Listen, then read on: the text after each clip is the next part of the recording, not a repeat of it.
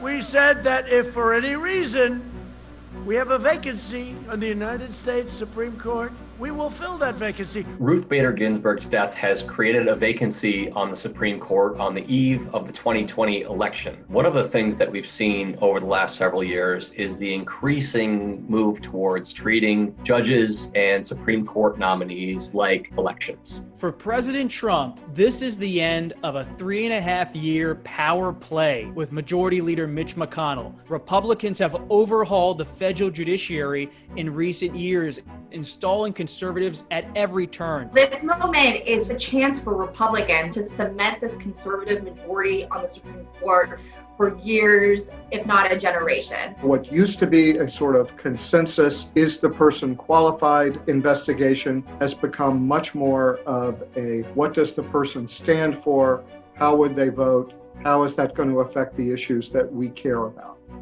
Judge, do you swear to give at this hearing, in response to questions, the truth, the whole truth, and nothing but the truth to help you God? I do, Mr. Chairman.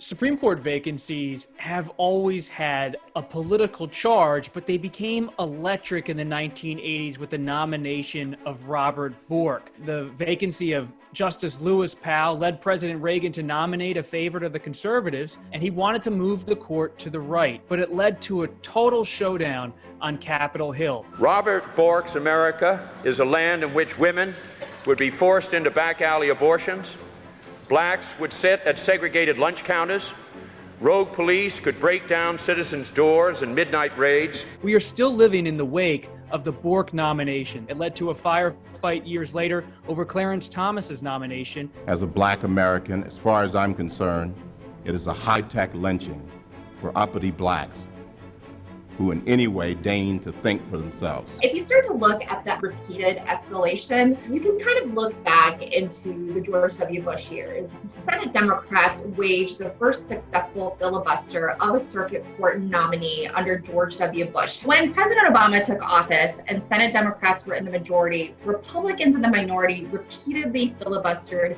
many of President Obama's judicial picks, particularly to the D.C. Circuit Court of Appeals. So in November 2013, Senate Majority Leader Reid and most Senate Democrats voted to go nuclear. So every single nominee, except for nominees to the Supreme Court, could be advanced and confirmed with a simple majority vote. The Senate is a living thing, and to survive it must change. Say to my friends on the other side of the aisle, you'll regret this, and you may regret it a lot sooner than you think.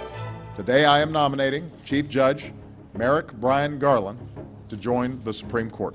Merrick Garland's nomination experience and the way Senate Republicans decided not to give it a vote, even on the Senate Judiciary Committee, that poisoned the well, and that well has remained poisoned inside of Congress ever since. The Senate's duty is to advise and consent. You know what? The Senate is advising right now. We are advising that a lame duck president in an election year is not going to be able to tip the balance of the Supreme Court. Our job is to go forward with the process, and then we'll see what happens. Mitch McConnell moved very quickly to announce that there will be no confirmation hearings. People can choose to meet or not meet as they see fit.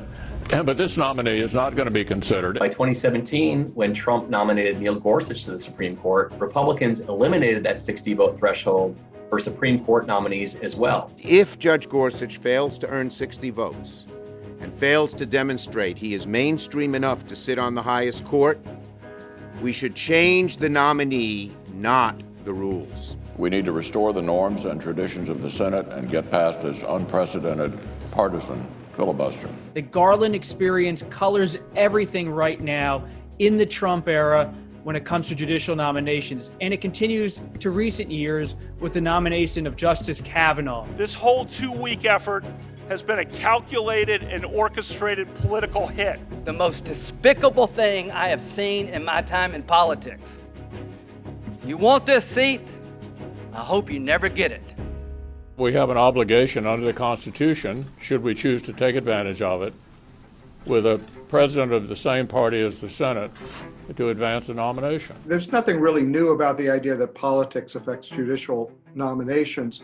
I mean, that it's a political process. What has become new is this idea that that's sort of exactly what a justice does. Will you commit to voters tonight that religious liberty will be an absolute litmus test for anyone you appoint, not just for the Supreme Court, but to all courts. Yes, I would. Each confirmation has been more and more on a party line vote, to the point that it's sort of an open question whether a president trying to fill a Supreme Court vacancy with the Senate of another party would be successful, whether he or she could even get a vote. The Senate has become a deeply divided institution, and that atmosphere inside the Senate informs what's happening with the Ginsburg vacancy. Every nominee, including Justice Kennedy in an election year, got an up and down vote. The Senate should not act until after the American people select their next president. I think it's up to Mitch McConnell and everybody else to stop it.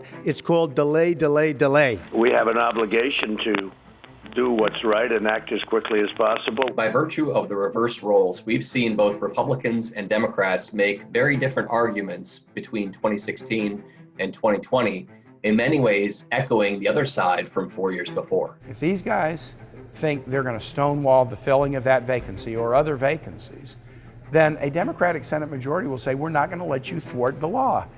And so we will change the Senate rules to uphold the law. We're insisting that we're going to vote under that 60-vote threshold. If there's a Republican president in 2016 and a vacancy occurs in the last year of the first term, you can say, Lindsey Graham said, let's let the next president, whoever it might be, make that nomination. We've got the votes to confirm the justice on the floor of the Senate before the election. We have seen the court move to the center of American political life as Congress has really begun to not function as an institution. Political change now doesn't necessarily happen on Capitol Hill. It happens within the federal judiciary. The Supreme Court itself has been drawn into this sort of political fight between the two parties in a way that many would argue the founders never intended. So Article 2 of our Constitution says the president shall nominate justices of the Supreme Court.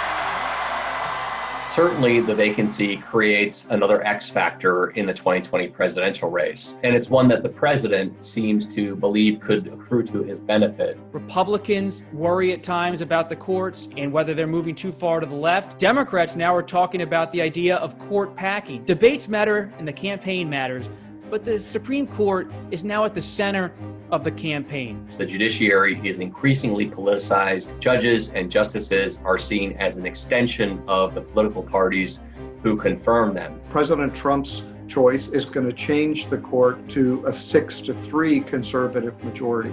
And when there are only 9 members, that's a big change. It's about power, it's about politics, and it all comes just weeks before the election.